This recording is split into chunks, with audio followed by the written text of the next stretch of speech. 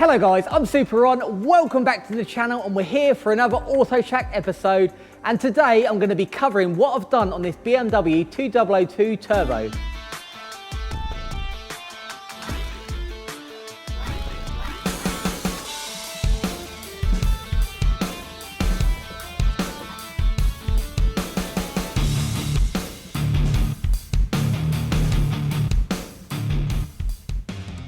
So just before all the purists have an absolute heart attack, this is not an original 2002 Turbo. It's actually a 1974 1602 shell, but as you can tell, it has been highly modified and it's been made to look like a 200 Turbo, and it has now got the snail to match. We got this from the customer. He bought it as an unfinished project and it just needed a few little jobs finishing it off. It is mostly built, the turbo engine was in it, but the customer wanted to take it to the next level. It's seen all the work we've done on Car Craze Full Orange 2002, and that's pretty much what he wanted done to his. It started off coming in just to have the radiator fitted, because as the turbo had been moved, the old radiator setup didn't work, so he got someone to try and fit a Civic half aluminium radiator, and it had a front mount intercooler, and then started chopping out the front end, and that's when it came to us. They're kind of not sure what direction to go next. So originally all this came in for was to have a radiator fitted and weld up the front panel. Hundreds and hundreds of hours later, we have redone nearly every single piece of this car now. For me, it's been an absolutely amazing adventure. I've had everything from sheet metal fabrication, to wiring, to plumbing, electric water pump, aftermarket management, and nothing was supposed to fit this car. So it's been so much fun making sure everything fits, everything goes on properly, and everything works together. So I'll give you a little tour around of all the work that we've done on this car. So I think the first place we'll start is the engine bay. This is all we were originally supposed to touch. When it came to us, it did have the engine in, and it had been a turbo engine before. It's had extensive internal work, it's got lots of porting, polishing, ARP, everything, and it did have a log manifold with a turbo sitting over here, but then the customer had this one made up, and when it came to us, it was looking absolutely stunning. It is all TIG welded, it is absolutely perfect. The problem on these 202s is they have the steering box down at the bottom, so the turbo needed to be so far forward that this caused lots of problems for plumbing and getting it to the intercooler. So what they've done is tried fitting a Civic half radiator in there, pushing it all the way across, had another front mount intercooler, but it just didn't work out. They tried hacking a bit of the front panel. So it came to us and we needed a plan to think outside the box. We had a measure up, and this is actually an Airtech Cosworth RS500 radiator and intercooler package. So once we knew that was just about gonna fit, I cut all the front panel out, boxed it all in, made up the mounts for that to fit in perfect. And it does look amazing. You can see it from the front panel and it gets the optimum airflow to it. But we were still very, very close to the turbo. There was not really much we could do. So again, we thought outside the box, and Lee welded this cast elbow to the actual turbo housing itself, so it goes straight in for optimum performance. It looks amazing from the front. You can see it through the grille. And then you've got the huge RS500 rate intercooler right behind the grille. It is a machine fit. There is no room between that and the front panel. Every centimetre has been used. The engine itself is a bit of a hybrid. It's an M10 engine. I don't think it's original 2002 era. It's definitely got a later spec electronic fuel injection inlet manifold. I think it's a little bit of a hybrid of all sorts. It's had a lot of work done internally. It's been ported, polished, ARP stuff everywhere. Another problem it kept having on the previous setup, it kept melting HT leads, because they went from here up to the coil pack there. So what we did, we made some spark plug leads from scratch, and we got this heat-proof wrap from Torque, and it seems to have no problems now. So that runs up and round to the coil pack, because this is on aftermarket management. It's on a Link G4 Atom ECU. Another mod that was done before it came to us was it's had the water pump removed and replaced with an electronic water pump that sits here. Previously, it wasn't quite plumbed in right, so we've completely redone the cooling system, rerouted everything around, and I really like it because it's got its own controller that controls the water pump and the fans, and it's all mappable to come on when you want, so it doesn't depend on RPM like a normal water pump, and it can continue running after you turn it off. So it's just adding a really cool piece of technology to a much older car. The owner had already had all these lines made up, so every fitting, every line, everything is perfect. And then we added all the oil feeds and the water feeds to the turbo. Everything is plumbed in. We added a header tank because we haven't got a top fill rad now, and that completed the whole system. And that is where our job here should have ended. Like I said, the owner had seen all the work we'd done on Car Craze Full. This is another project that escalated, and we've spent years and years refining this car, getting it to the ultimate track day, fast road car that is just a lot of fun. And he wanted all those parts carried on to his car. So So the first thing we looked at was rear coilovers. It already had an E30 rear end on, so all the rear suspension, diff, drive shafts and brakes on the back end are all E30, but it had the traditional separate shocks and springs, and on the orange one we'd converted that to coilovers. So in the boot it already had a fuel system installed, had all these custom lines and everything was already made up. All we had to do with that setup was just tidy up the wiring a bit along the back, but the main thing that I did was turret the rear ready for coilovers.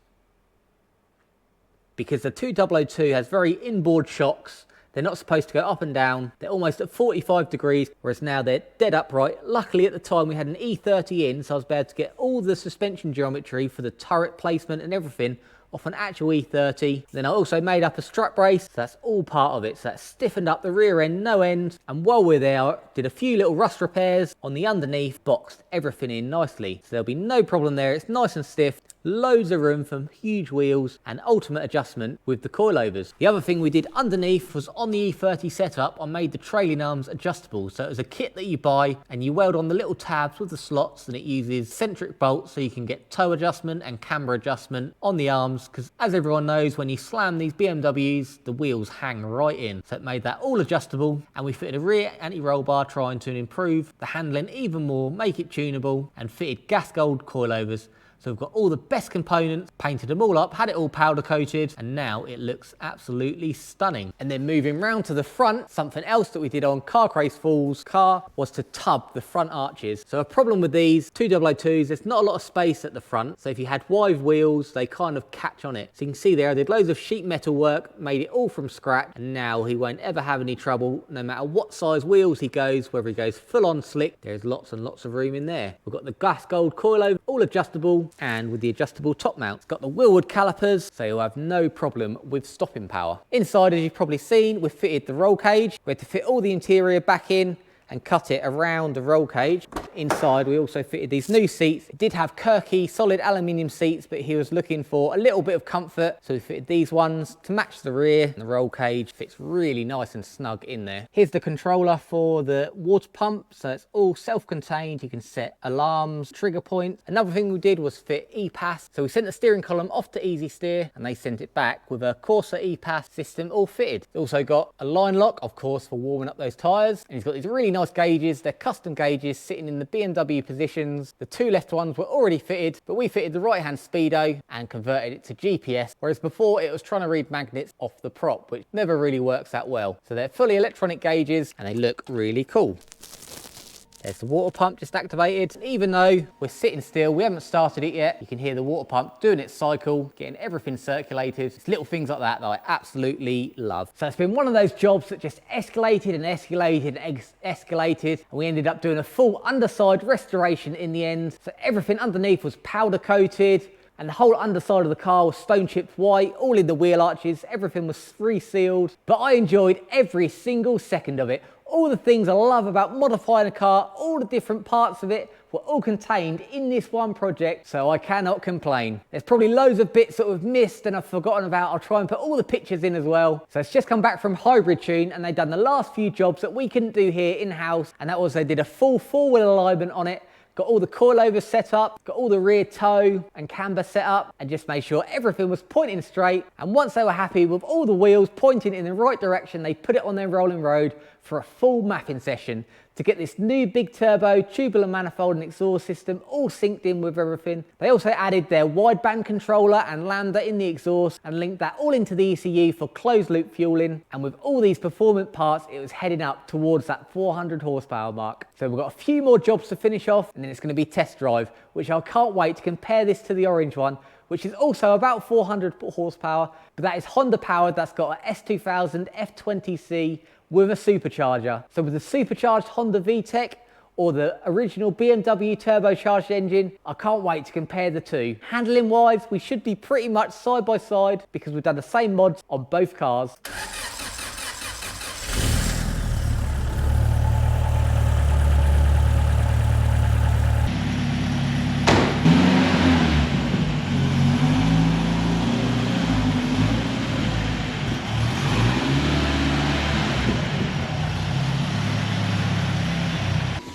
Well, here we go, first test drive.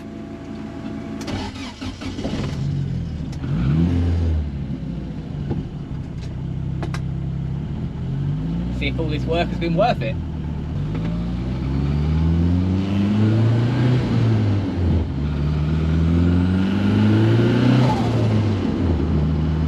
Makes the right noises. Brakes feel good. E-Pass is really nice.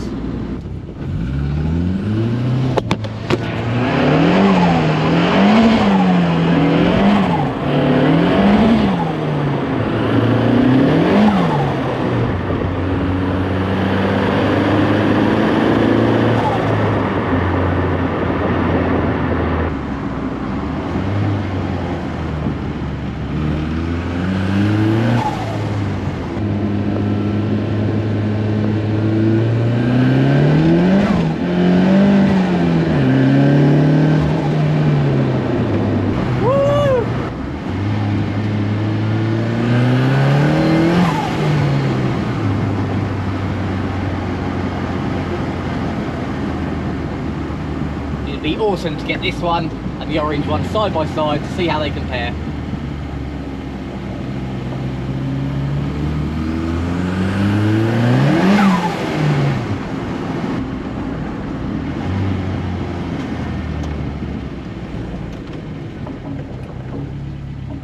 I hope you enjoyed this catch up with the car, because this was all way before I started with the YouTube. So I've just got hundreds and hundreds of pictures that I always put onto our Facebook page at Auto Shack. So if you want to follow all our projects, make sure you check out the Facebook page, because as you can see in here now, we've got a Subaru Impreza, we've got an RS4, we've got an Integrale, we've got this, we've got an M5 just outside the door. We do cater for everyone and do everything. And from now on, I'm going to be filming everything as we go. So make sure you subscribe to the channel, because as I always say, there is always something for someone to see that they will enjoy. I'm going to carry on getting the last few bits on this ticked off, and then it'll be time for the customer to have some fun. So until next time, make sure you have fun.